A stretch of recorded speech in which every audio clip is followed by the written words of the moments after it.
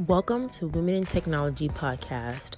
Women in Technology is a student organization at KSU that aims to support women that desire to have a career in the technology field.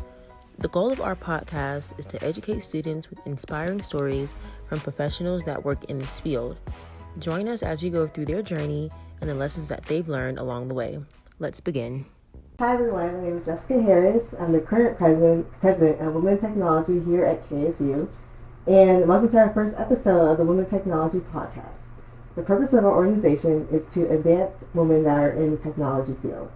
And today we have a very special guest. We have Dr. Sneha here, and she's the 2022 Woman of the Year for STEAM Education. Thank you for joining us here today. Thank you for having me. I'm super excited. Yeah. This is exciting. I didn't realize this was the first one, so no pressure. So the first question we have for you is just to describe your journey. How did you get to where you are today? So it's been a very interesting and exciting journey. So I came to US right after my high school, and I came to pursue a degree in computer science. So my undergrad is actually in computer science from University of Maryland, College Park. If you've ever been to that campus or been to that part of the world, I believe UMCP is one of the prettiest campuses. I had a great time and I grew a lot in those 3-4 years that I was in the undergrad. But I'll tell you, my class started with a handful of people in computer science, and the number of girls in our class was less than 10. And this is 96. And 96 was when everybody wanted to go into computer science, yet the number of students in our class was less than 10. By the time we graduated, you could count us on one hand. That's how many people were left into computer science. A bunch of them moved to business, a bunch of them moved to other disciplines, but they just moved away from computer science. And I stuck around, and I'm glad I did. I joined PricewaterhouseCoopers right after I graduated into technology and management consulting. Again, it was a whole new world. It was a great exposure into the field of management consulting, the travel, the different clients, the problems that came with that. And I was doing a whole lot of work in ERPs, at that time the enterprise resource planning software with Oracle and SAP. And again, much to my surprise, there were very few women who I could look up to, who I could emulate, who I could model. We would go into these large client sites, and I don't know if you know much about the consulting culture, but you travel literally from Monday through Friday. You're with your team, you're working on projects, and you hang out with them literally all day, and then you hang out with them a little bit more in the evening before you crash. But for the most part, I was hanging out. There were very few women that I could associate with. And I was also probably the only one who looked like me. And a lot of times I am the only one who looks like me. And that hasn't changed. So there has been many times that I walked into a client meeting and they were not sure why I was there. They were not sure what I was doing. And although it's intimidating, I wouldn't lie about it, it also builds up that muscle because you're more motivated to succeed and more motivated to actually change that space for everyone else who follows. And PwC was a great company, is a great company. And they supported me through the journey because I had my first child, and they supported me through the journey. So everywhere I traveled, they would put me in a corporate department where I didn't have to travel back to Washington, D.C. But yet it just, the corporate culture was a little bit harsh, because if you don't have anybody that you can look up to or even talk to or model or emulate, it just becomes harder. And then from then I moved back into academia with a PhD in computer information systems from Georgia State University in the Robinson College of Business. And from then I moved to KSU in 2008. And I've been here since then, and it's been an amazing place with great colleagues. And I was very fortunate that our department actually had women senior to me who really uplifted me. So you need that. Amy was in the hiring committee that brought me in. Sherry was one of the first people that I met when I joined the department. Pamela was there, but although there were very few of us, we banded together, and that was really helpful when I started my journey into academia. And fortunately for me, we had a dean, so we moved from computer science and information systems to the College of Business, and the dean at that time was Catchwig, who is now our president. And Catchwig was just godsend in so many ways. She plugged me and she put me to really launch and lead the health informatics program. She was also one of, when I had initially joined KSU back in 2008, a couple of years after that, I was asked to serve the Atlanta Chamber of Commerce on the Health IT Leadership Council. And I remember talking to a few people back then, and it seemed like everybody hated being there because A, the meetings were from 7:30 to 9 in the morning, and B, I was told that you just go to those meetings and you just sit at the back of the room and you come back. And I said, well, if that's the expectation, you can't go any lower than that. So I said, okay, fine. Well, I can't go. It shouldn't be any. It shouldn't be any worse than the expectations that people have had. And honestly, that was one of the best exposures that I could have asked for. I guess the consulting muscle picked up as soon as I was in the room. And I will tell you, the first day that I was in the room, it's a really big room with a really large oval table, and it's full of people from the C-suite, presidents, CEOs, chief finance officer, chief operating. So everybody had a chief associated with their name. And the room had people in suits, and you would expect, it was the room that was as expected. So it was a room that was filled with mostly old white men. There were a couple of women who were not even remotely like me. So, and the meeting started at 7:30, and I had a child that needed to be dropped at Creme de la Creme, and we used to live in East Cobb. And Creme opens its doors at 7 a.m. So I was one of the first ones to take my daughter there. Yet I couldn't make it to downtown Atlanta at 7:30. So as I was walking into the big office or the big space in my stilettos, everybody looked at me, and because the meeting had sort of started, everybody had taken their seats. So everybody looked at me, they're kind of confused because I clearly didn't belong, but I did. And I had to just keep reminding myself that I did. David Hartnett, who was the VP of Biosciences Leadership Council at that time, he was, again, you'll find mentors, and he's a great friend, a great mentor till date. We launched the first clinical research in Georgia conference together, and he asked me to be the vice chair for fundraising for the clinical research in Georgia conference back in, I think it was 2012. And I knew nothing about fundraising, and he said, it's a great skill to have. You should learn it. And I said, well, if you say so. But we actually, we not just reached our goals in fundraising, we actually exceeded it. And that's the time when I made the shift to launching the health informatics program at KSU, because that's also when Atlanta had sort of plateaued in terms of workforce and economic development. And we were trying to figure out where the greatest strengths of Atlanta lie, and that was the journey from which the Healthcare Management and Informatics program was launched. So it's been, if I reflect on it, you will find many places where people will look at you and you wouldn't belong, but you will also find people who will help, who will hold you high if you're willing to put the work behind it. So how many times I have walked into a place where I am the only one, and in the beginning I used to find it very uncomfortable. I still do sometimes, but you just have to know that you belong and you keep working hard. There have been so many times when I've walked into board meetings, and I sit on the board for Technology Association of Georgia and the Digital Health. Was just recently asked to sit on the Atlanta Regional Commission. I'm part of the Health IT Society for AMSIS, the biggest Information Systems Conference. So we launched that track and we have grown it with a couple of my other colleagues.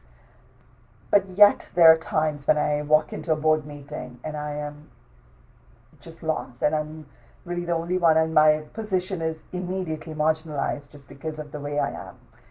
So, but instead of, I don't know, maybe is some problem with the genetic makeup, but instead of demotivating me, it actually acts as a big push for me to make that space better and safer for women like you who will actually be in that space soon enough. Mm-hmm. So that's a huge motivation for me to make sure that my daughter and the generation after me has a safer place to grow. That's good. Yeah, that's one thing I noticed in your journey, how you're in a room full of like men, people that didn't look like you, 90% of the time. Yeah, it's crazy, but that does motivate you. It's like, hey, I can stand out. Like I already stand out right now. I can stand out even more in that environment. Yeah. You just have to, and I have realized that for me to be noticed, because you're immediately marginalized. So for you to be noticed, you have to perform twice as much and work 4 times as hard, because you just have to, because you're here, like it's not the level playing field that you would imagine. So while everyone is here, you're immediately marginalized, so you have to work twice as much harder. Mm-hmm. And it's going to be more and more pervasive going forward. So if we do not have enough girls and women go into that space and stay there, carve a space for themselves and actually rise through leadership, the rift that you see in terms of how gender inequity plays out in wages, in how they're placed in leadership, that's going to continue to grow and get to a point where we will not be able to fix it. So for me, that was the biggest driver. I wanted to be in a space that's growing, that's going to continue to evolve and be a place where I can succeed and where I can also move domains, and computing was the place to be. And again, I won't lie, it was really hard to see your friends drop out and say that, you don't belong, because when you go into lab spaces where you are working on projects at the wee hours of the night, and you're the only one, you can't talk to other people who are huddling together and working, and if you have like 2 of you like kind of struggling with it, it's not a happy space, but you have to make it work. Mm-hmm. So you just have to put your fears aside and work through it. I like that. Like putting your fears aside, especially because you're already like set, being like the minority, gender, you're already like a woman, so you're kind of already set. You have to excel over that. So like that, just putting your fears aside and just going for it. Yeah, you just have to go for it. Mm-hmm. Yeah, definitely. We said about like computing. It's definitely an evolving industry, so I don't blame you for choosing to work in technology to pursue that career, because it's completely evolving, and of course we want to evolve with it. So I don't blame you for choosing it. Yeah. I mean, and academia seems very naive, but it's not at all. Like there are so many times when even in an academic setting, if you say that you're in computer science or information systems, people will be like, well, I have had people walk up to me and they say, well, in engineering, did you figure out how the curling iron works? Can you imagine? No, but it like, yeah, among other things. You just have to remind yourself that you're here because you're good. You're not here because somebody gave it to you in charity. That's right. Yeah. I like that. Yeah. So being a woman in this field, what is the biggest challenge that you had to overcome? To actually overcome my own fears of literally telling myself that it's okay. You walk into that room and you talk to people. And I can't emphasize it enough, because some of those people in that big room at the Atlanta Chamber are some of my best friends today. They're also the ones who uplift me. I mean, the program launched, when we launched the Healthcare Management and Informatics program, it launched very successfully, and we had a whole lot of support from the industry, only because we had those people who were at my back, who were holding me high. Those were the giants that helped me launch the program and make it successful till date. I mean, it is one of when it was launched, it was the only program of its kind, not just at KSU but also in the state of Georgia. When we launched it, pretty much everybody thought that we would probably bring in the minimal number of students possible to launch a graduate program. We exceeded it by a far margin. Our students have graduated, and the diversity of the students in the program has grown tremendously since its launch. And again, that's very deliberate and structured, so it doesn't happen accidentally. You have to make very structured, very deliberate calls to make it happen. So just keep at it. You will find your space. You just don't let anyone tell you not. So speaking of fears, for a college student that may be feeling down, maybe a tech major may be feeling down, like, hey, I can't do this. I guess, like, what do you do during those dark times when you just don't really have that much motivation? You lean in.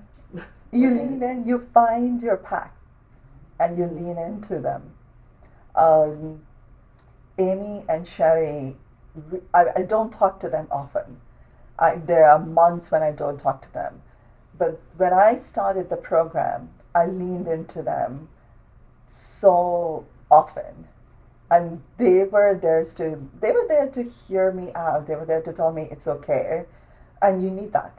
Because if it wasn't for them, or even for Catchwick, when she asked me, or when she gave me the responsibility to create something that had never been done before, she instilled in me the confidence, because if she believes in me and she is leading the College of Business, then I should be able to do it, and I must be able to do it. So you need to find your group that you can lean into. And you'll have many of those moments as you grow up. But you just have to, and a lot of them are women, but then a lot of them are also men. Mm-hmm. Like I've had so many of those friends who have been there with me throughout the journey, and I wouldn't have been here. We wouldn't have been able to launch the program successfully. We wouldn't have been able to grow it. We have had so many industry engagements. Every year we have at least half a dozen to a dozen industry projects, and we've been able to raise funds from the industry to support those projects. And we are fairly young. We're not even 10 years old as a program. And yet the foundation funds that we have been able to raise from the industry, and this is not even talking about the revenue that the program has generated, just the industry supported, sponsored funds, it is larger than a lot of the I would say the department. Yeah. Okay. Yeah. Okay. So, do you think it's very important just to make connections within your industry, It just is. to help you out? It is. It is very important for you to be out there. It is very important for people to know what you're doing, because you could be doing the best work, but if you're living under the rock, nobody knows you're there. Mm. And plus, like I said, if you do not have a legacy, and people don't know you from 50 years before, then you have to be out there and tell your story, because no one else will. If it's not you, who else will tell your story? And in a very genuine, authentic way, because remember that these people have been in the industry, and they engage with individuals. They can see through people if they're not being genuine, because that's what they do. So you have to bring your own authentic self with the highest level of integrity when you talk to people. If you're bringing a product to the market, and if you say this is to help establish Atlanta as the health IT capital of the nation, This is to help increase the footprint of the workforce who can plug in the gap in 21st century healthcare. You have to mean it, and you have to be willing to put in the 60 hours a week to deliver it. Because when I launched the program, I was the only one. I was everything from the janitor to the CEO and everything in between, because you're the only one doing it, and you just cannot fail. I told myself it's going to be, if it's going to take 60 hours a week, it is going to take 60 hours a week, but we are not going to fail. Mm-hmm. Yeah, definitely. So you speak very, very highly about the program, so now you get to say your favorite part of being a part of this program. It is to be able to impact the footprint of the workforce in the state of Georgia for health IT. And my absolute favorite part of the program is the fact that it's a technical program. It's very STEAM heavy. It's healthcare, informatics, and management. So of course, there is this segment of healthcare, and healthcare is one of the most regulated industries. So we have to make sure that everybody gets to understand that industry, that ecosystem, the stakeholders in it. But then there is this huge part of informatics, which is technology, analytics, databases, data visualization, and then there's this big part of management and leadership. So you learn to communicate the intricacies of the analytics and technology and informatics to a leadership group in a way that makes sense to them. So despite of the program being pretty heavy STEAM focused, we have been able to attract, so our gender parity in the program is 50%. So we have been able to have 50% women and 50% men. In fact, this last year when I did the tally, we were just a little bit above. So they were like a little bit above 50% women in the program and a little less than that of men in the program. And the program is not designed to just have one gender in it, but I make a deliberate effort to make sure that we are at least at parity. That's good. Yeah, so I'm really proud of that. And the program is very diverse to start out with. So we have people coming with strong healthcare background, with physicians, nurses, radiologists, dentists, you name it. And then, people coming with very strong technology background with analytics, etc. And then people coming with management consulting as well. So it is a melting pot, but I want that melting pot to have gender parity. Yeah, definitely. Yes. Yeah.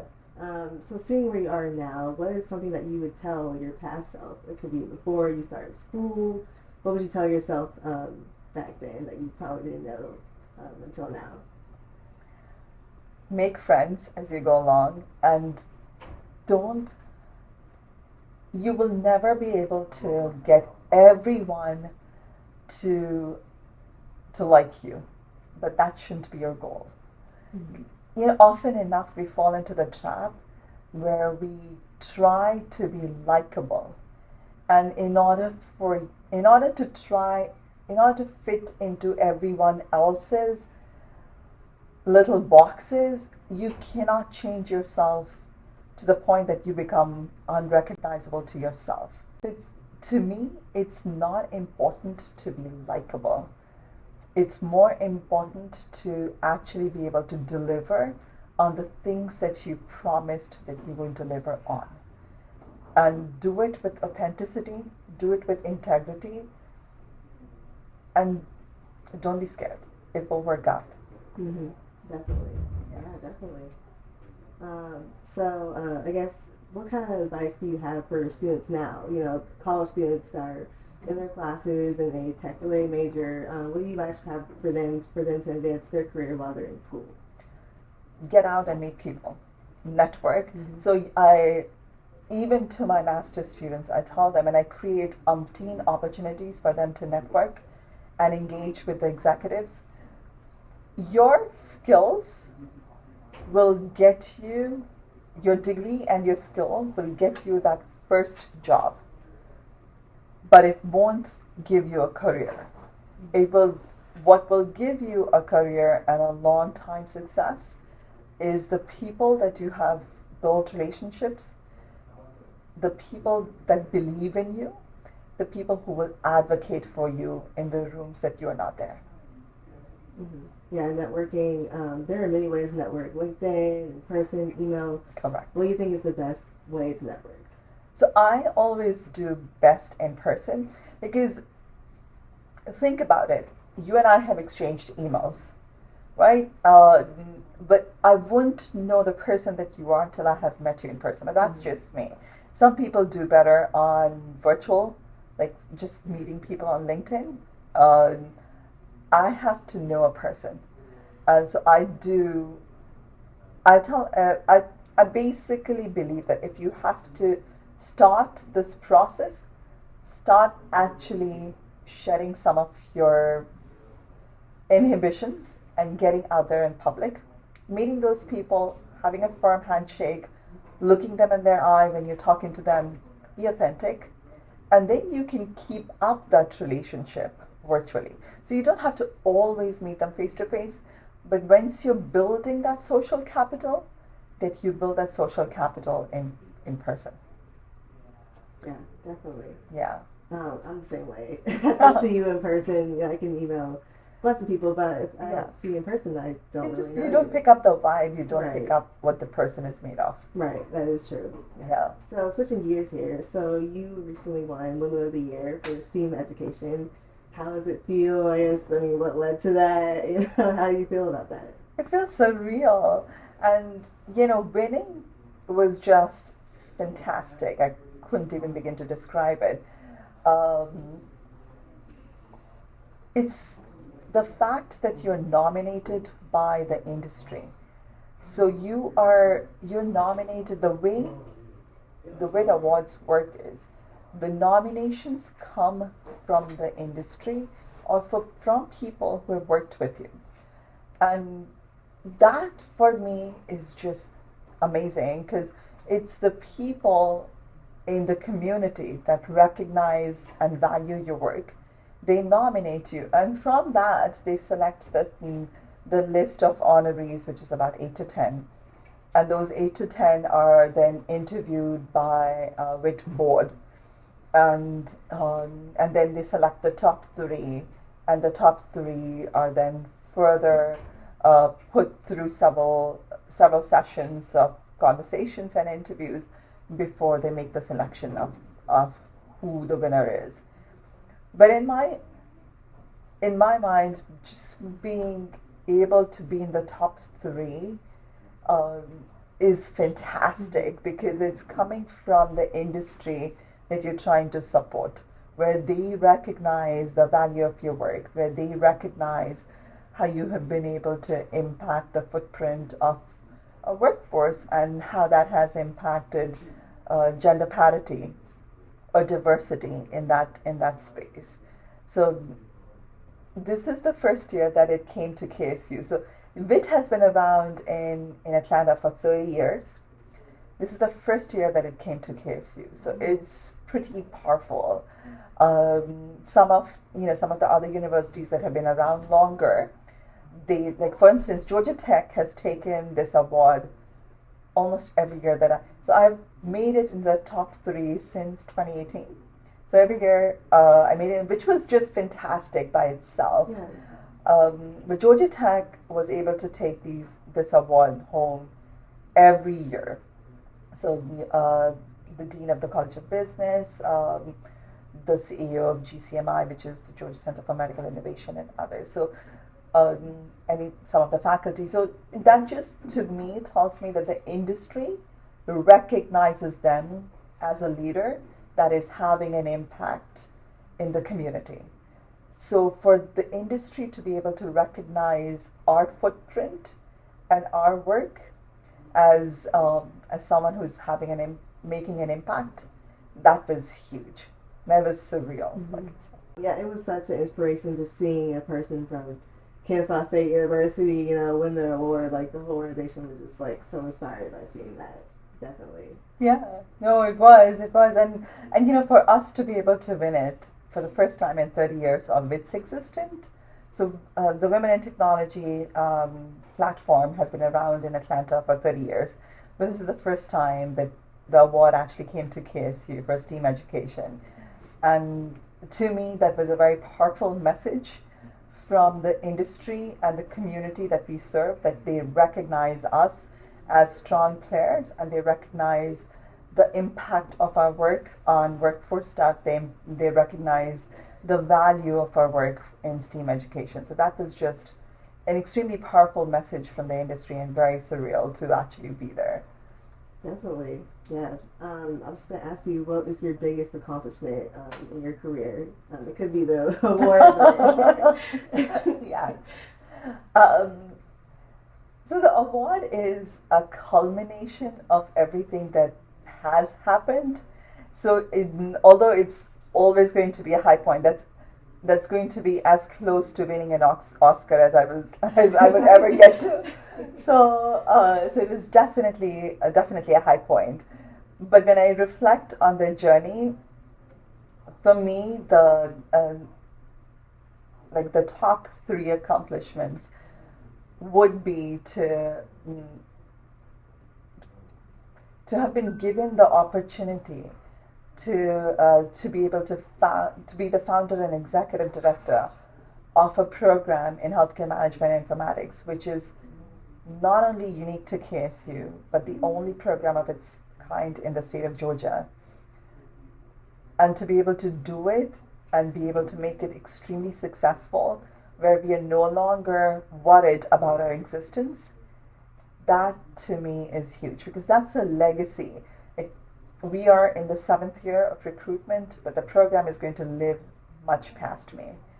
And 10, 20, 30 years from now, if we can reflect and we can see the lives that we touched and the people who have moved up in the ladder of where they wanted to be, that to me is huge. Mm-hmm.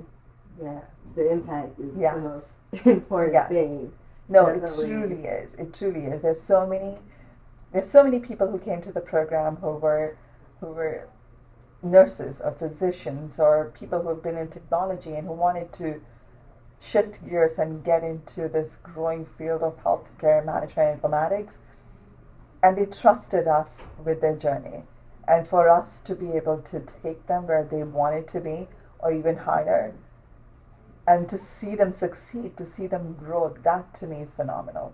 Mm-hmm. Definitely. Yeah.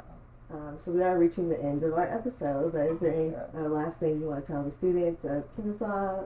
Any last thoughts? I know it's a cliche, but I always tell all my students to believe in your goals and in your aspirations. You will always have people telling you that in spoken English or in body language that they cannot reach it or they're not meant to be. But if you believe in it and if you're willing to put in the hours to reach it, you will get there. You will get there with your pack. Yeah, definitely. Well, thank Yes. you for coming. Thank you. I mean, I feel like I learned a lot just talking to you. No, thank you. This was really nice. Yeah, really thank you for telling me. I really appreciate it. And thank you for watching our first episode of the Women in Technology podcast. Make sure that you join us on Our Life and our group meet to see events and podcast updates. Thank you. Thank you.